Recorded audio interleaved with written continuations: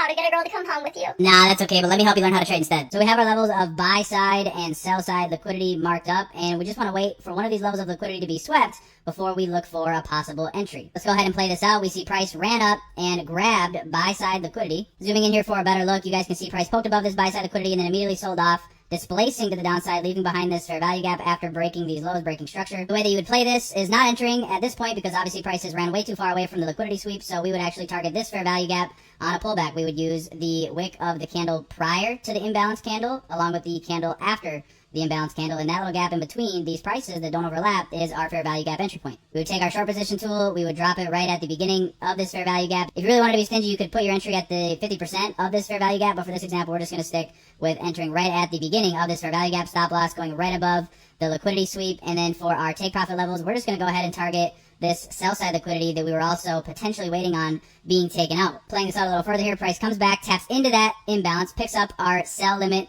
entry. We can go ahead and drop another take profit right here at this recent low for a TP1 and then TP2 being this sell side liquidity. Play this out and we can see how we end up hitting take profit 1, take profit 2.